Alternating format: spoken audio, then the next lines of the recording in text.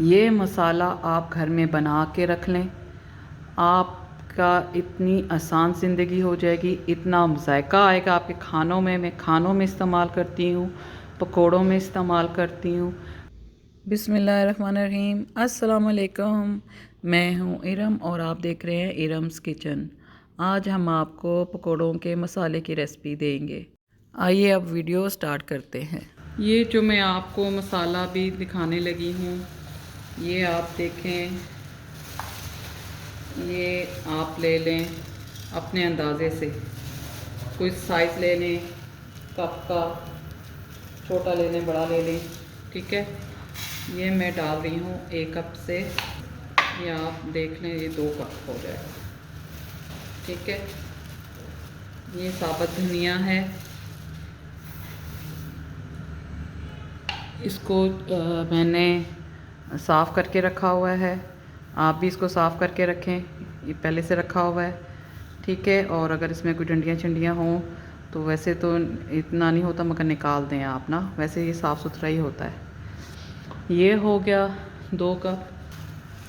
ये देखें, ये रेड चिली है, ये भर के जो है ना, ये 1 कप जो है ना, ऊपर तक भर के ये 1 कप जाएगी। और ये है अनारदाना। ये अनारदाना साफ़ करने की मैंने पहले भी वीडियो आपको दी है। ये मैंने बहुत अच्छा साफ़ करके रखा है, और इसमें एक ना वो स्टील का, तो ये आप साफ़ करके रखें अनारदाना वगैरह। और ये भी मैं 1 कप लूँगी। ये जो मेरा मसाला है ना, ये आप मैं रमज़ान में भी बना के रखते हैं, मगर रमज़ान के अलावा ये जो है मसाला मैं अपने घर में लाजमी रखती हूँ। ये 1 कप अनारदाना और 2 कप सूखा धनिया और 1 कप भर के जो रेड चिली होती है, ये मसाला आप घर में बना के रख लें, आपका इतनी आसान ज़िंदगी हो जाएगी, इतना जायका आएगा आपके खानों में। मैं खानों में इस्तेमाल करती हूँ, पकोड़ों में इस्तेमाल करती हूँ।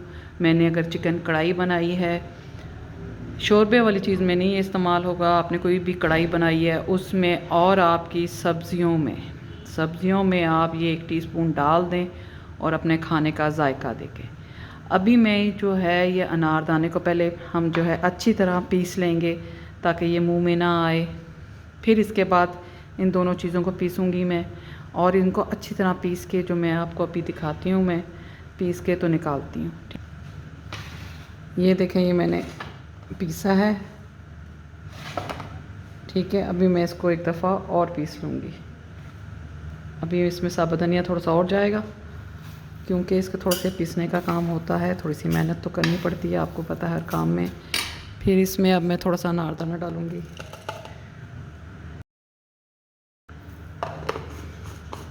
ये देखें, ये मैंने अभी पीस के निकाला है, ये वाला जो है बहुत अच्छा पीसा गया है। इसके साथ मैंने ये किया था कि नीचे साबुत धनिया की 2 चमचे, फिर बीच में आधा कप अनारदाना, फिर ऊपर 2 चमचे साबुत धनिया की डाली थी। देखें, ये बिल्कुल नहीं पता चल रहा इसमें अनारदाना भी है, वो बिल्कुल पिसा गया है।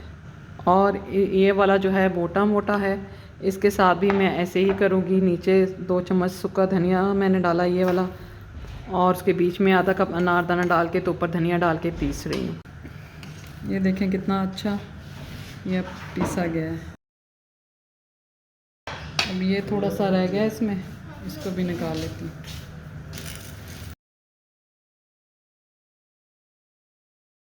तैयार हो गया। अब इसको जो है हम इसमें निकाल लेते हैं।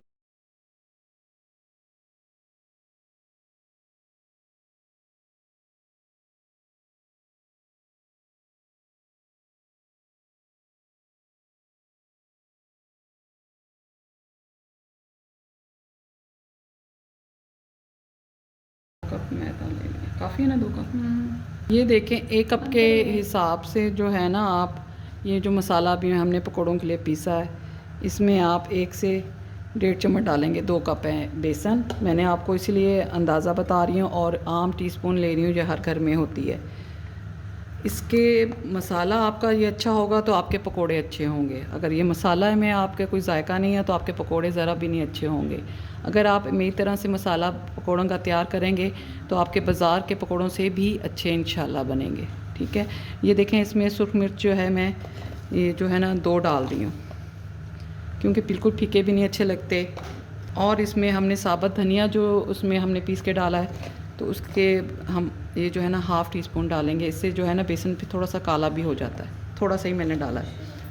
और नमक आप हस्बे ज़ायका डाल लें, मैं 1 टीस्पून से थोड़ा सा ज़्यादा डाल रही हूँ। ये देसी नमक है, पिंक सॉल्ट। और ये जो मैंने घर की हल्दी है जो ताज़ी हमने पीसी है घर, और ये जो है ना ये हाफ़ टी स्पून हम डालेंगे। इससे बेसन का कलर भी अच्छा आएगा, क्योंकि ये हमने फ़्रेश लेके फ़्रेश पीसी है।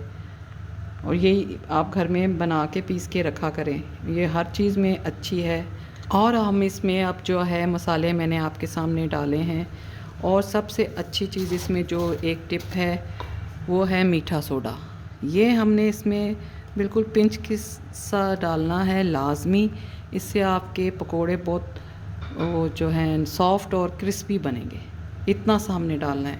अगर आपका इस हल्दी की वजह से कलर अच्छा नहीं आता तो आप पिंच सा अपना फूड कलर भी डाल सकती हैं। अभी हम मिक्स करके देखते हैं कलर कैसा आया, हमें जैसा चाहिए वैसा है।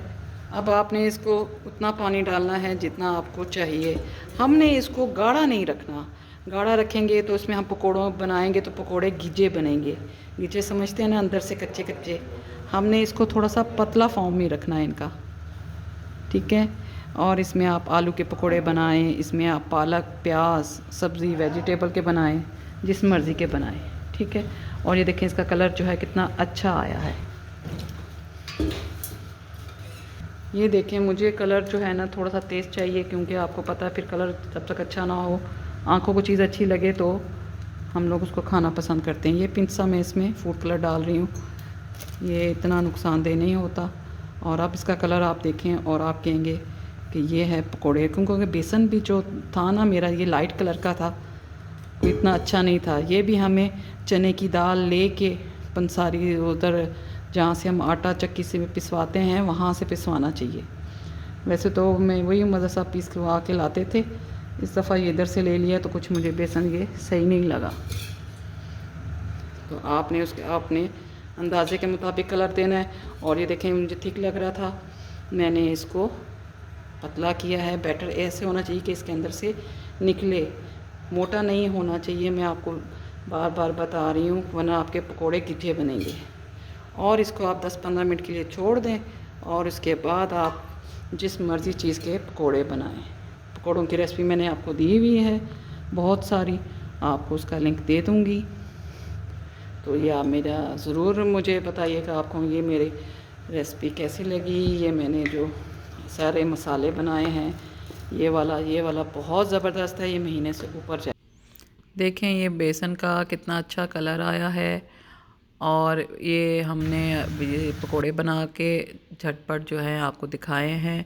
और अगर आपने और वीडियो अगर देखनी हो तो मैं आपको वीडियो का लिंक डाल दूँगी, और आप ज़रूर देखिएगा। और मेरे चैनल को लाइक कर दें, सब्सक्राइब कर दें, मेरे वीडियो को एंड तक देखा करें। और ये देखें कितने क्रिस्पी और कितना अच्छा कलर पकोड़ों का आया है, बिल्कुल गीजे भी नहीं हैं। मेरी रेसिपी के साथ आप ऐसे पकोड़े ज़रूर बनाइएगा। और अब मुझको इजाज़त दें, अल्लाह हाफ़िज़।